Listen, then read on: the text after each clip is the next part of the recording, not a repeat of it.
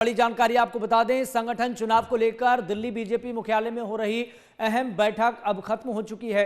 BJP के राष्ट्रीय अध्यक्ष जेपी नड्डा ने इस बैठक की अध्यक्षता की। बैठक की शुरुआत से पहले पूर्व पीएम डॉक्टर मनमोहन सिंह को श्रद्धांजलि दी गई। इस बैठक में राज्यों के प्रदेश अध्यक्ष, संगठन मंत्रियों और चुनाव अधिकारियों को शामिल किया गया। वहीं बैठक के दौरान जेपी नड्डा और संगठन महामंत्री बीएल संतोष संगठन चुनाव को लेकर चर्चा कर आगामी रणनीति पर बात करते नजर आए।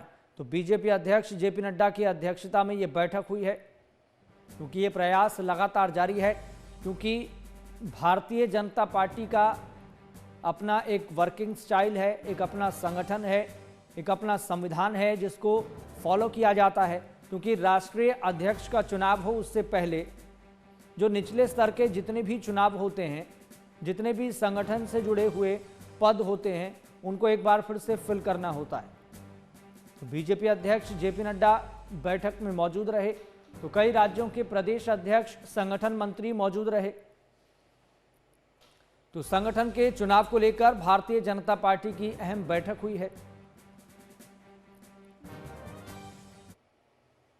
तो बीजेपी काडर बेस्ड पार्टी है, ऐसे में पन्ना प्रमुख की बात अगर कोई करता है तो वो बीजेपी है। अब इस बात से आप अंदाजा लगा सकते हैं कि संगठन की महत्वता पार्टी में कितनी है। और चलिए सीधा रुख करेंगे, हमारे संवाददाता नितिन धीमान लाइव हमारे साथ जुड़ गए हैं इस खबर पर। नितिन, क्योंकि संगठन का महत्व क्या है और पार्टी का वर्किंग स्टाइल क्या है, ये एक एक कार्यकर्ता को बीजेपी सिखाती है, बताती है। और ऐसे में संगठन के अब चुनाव हो रहे हैं, ऐसे में जेपी नड्डा भी अब लगातार बैठक करते हुए नजर आ रहे हैं, क्योंकि राष्ट्रीय अध्यक्ष भी बीजेपी को नया मिलना है। कौन होगा ये बात अलग है, लेकिन संगठन का चुनाव बीजेपी के लिए बहुत मायने रखता है। देखिए, बीजेपी क्योंकि एक प्रोटोकॉल है, पार्टी का एक नियम है, संविधान है, उसके आधार पर चुनाव कराए जाते हैं राष्ट्रीय अध्यक्ष के। और उससे पहले क्योंकि 3-4 चीजें की जाती है। सबसे पहले जिलों के अध्यक्ष बनाए जाते हैं राज्यों में। तो जिलों के अध्यक्ष जहां जहां भी बनने हैं, सबसे पहले सदस्यता अभियान चलाया जाता है, फिर जिलों के अध्यक्ष लगाए जाते हैं जी। फिर जिलों के अध्यक्ष के बाद फिर प्रदेश के अध्यक्ष तय होते हैं, फिर राष्ट्रीय अध्यक्ष का चुनाव होता है। तो अभी सदस्यता अभियान खत्म हो चुका है। जिलों के अध्यक्ष के लिए जिलों के जो चुनाव अधिकारी हैं वो बनाए जा चुके हैं। हरियाणा की बात करें तो 22 के 22 जिलों पर चुनाव अधिकारियों की ड्यूटी लग चुकी है। जिलों के अध्यक्ष बनेंगे, उसके बाद फिर प्रदेश अध्यक्ष चुने जाएंगे और फिर प्रदेश अध्यक्ष चुनने के बाद फिर राष्ट्रीय अध्यक्ष चुना जाएगा। क्योंकि जेपी नड्डा का कार्यकाल, हमें बीजेपी में जितने भी राष्ट्रीय अध्यक्ष हैं उनका कार्यकाल 3 साल का होता है। तो 3 साल खत्म हो चुके हैं अब, और मैक्सिमम 2 बार बनाया जा सकता है। और अब वो भी चीज खत्म हो चुकी है। तो अब इसमें सिर्फ 6 महीने पहले खत्म हो चुका था, फिर 6 महीने का एक्सटेंशन दिया गया, क्योंकि चुनाव थे बीच में, महाराष्ट्र के चुनाव थे, हरियाणा के चुनाव थे। तो ऐसे में 6 और आगे फिर लोकसभा चुनाव भी अभी थे, तो इसको एक्सटेंशन दिया गया था। लेकिन अब इसके बाद चुनाव कराए जाने, क्योंकि अब जेपी नड्डा को दायित्व भी दे दिया गया है, उनको फिर से मंत्रिमंडल में लाया गया है। जब उनको राष्ट्रीय अध्यक्ष बनाना था, हमेशा जब हट रहे थे, तो तब उनको मंत्रिमंडल से हटा दिया था और इस्तीफा होके फिर वो पूर्णकालीन संगठन के लिए जुड़े। तो जो भी अध्यक्ष होता है, एक तो या 15 साल से ज्यादा उसका भाजपा के एक नेता के तौर पर, एक सदस्य के तौर पर होना चाहिए। और दूसरा, अगर चुनाव की नौबत आती है तो फिर उस हिसाब से चुनाव भी कराया जाता है, उसके लिए चुनाव अधिकारी लगाए जाते हैं। अगर एक पैनल होता है जो कि तमाम निर्णय लेता है, जिसमें तमाम शीर्ष नेता होते हैं, संगठन के नेता होते हैं, संघ के नेता होते हैं, वो तमाम चीज़ों को तय करते हैं और राष्ट्रीय अध्यक्ष का फिर चुनाव उस स्तर पर करवाया जाता है। तो एक पूरी एक प्रक्रिया है, पहले सदस्यता अभियान, फिर जिलों के अध्यक्ष, फिर प्रदेशाध्यक्ष, फिर राष्ट्रीय अध्यक्ष। तो इस हिसाब से जिलों के अध्यक्षों की प्रोसेस चल रही है। और एक ये तमाम जितना संगठन जो रिवैम्प होता है, जो बनाया जाता है, उसको पर्व का नाम दिया जाता है। तो संगठन पर्व के तौर पर आज मनाया गया। ये जो भाजपा के एक्सटेंशन कार्यालय है, वहां पर ये तमाम नेता, प्रभारी, जो चुनाव के अधिकारी हैं, जो चुनाव कराना है वो भी जुटे रहे।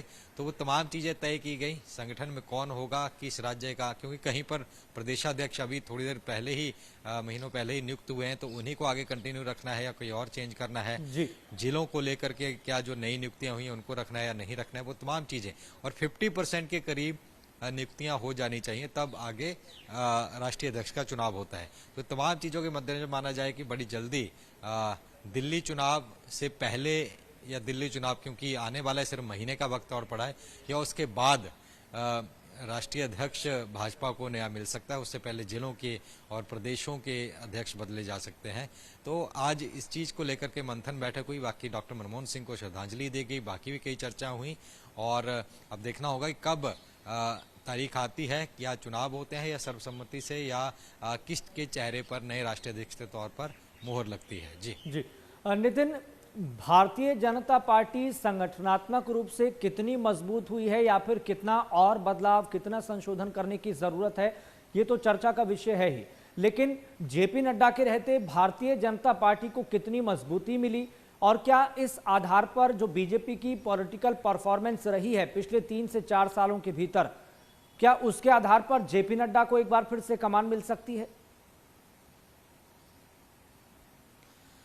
देखिए, अभी क्योंकि लगातार अटकलें चल रही हैं कि जेपी नड्डा क्योंकि अपना कार्यकाल पूरा कर चुके हैं, तो नया ही राष्ट्रीय अध्यक्ष होगा।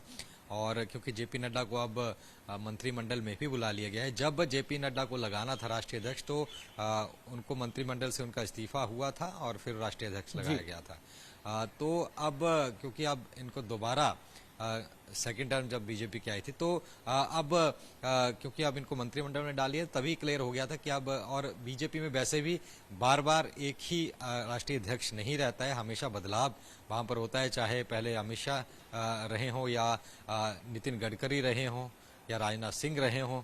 तो तमाम जितने हैं राष्ट्रीय अध्यक्ष वो चेंज होते हैं एक समय के बाद, 3 साल का कार्यकाल होता है, और तो एक्सटेंशन हालांकि दिया जा सकता है जब तक दूसरा कोई अध्यक्ष नहीं चुना जा सकता। लेकिन जेपी नड्डा का कार्यकाल में काफ़ी राज्यों में जीत हासिल हुई है।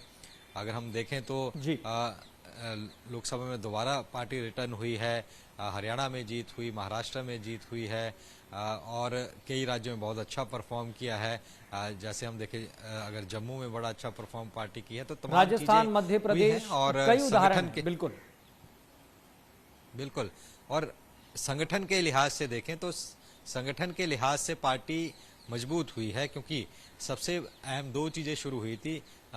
एक हर घर तिरंगा योजना जो प्रोग्राम शुरू हुआ था, तो उसका काफी फायदा पार्टी को चुनावों में मिला।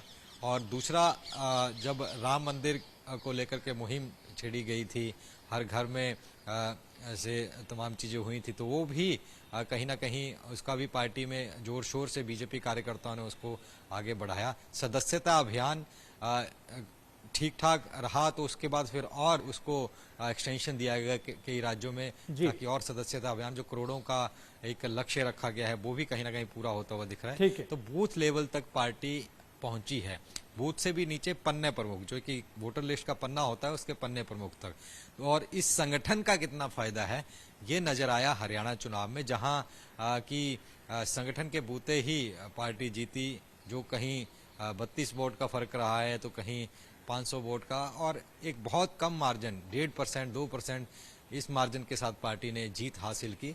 तो ये कहीं ना कहीं जो संगठन को लेकर मजबूती थी वो सामने आई है। और इसमें सबसे बड़ी बात ये भी देखने वाली होती है कि पार्टी में किसी भी तरीके का कोई विद्रोह या तमाम चीजें, थोड़ा बहुत यूपी में हुआ था जो, लेकिन उसके बाद चीजों को संभाल लिया गया। तो ये तमाम चीजें बताती हैं कि एक सफल कार्यकाल जेपी नड्डा का रहा है, और अब नया अध्यक्ष जरूर मिलने वाला है। उसमें कौन होगा, क्या चीजें होंगी, क्योंकि इस तरह कह रहा हूँ कि जो भी होंगे वो संगठन और जीत पार्टी को दिलाई जा सके, ये तमाम चीजें यहाँ पर दोनों सामने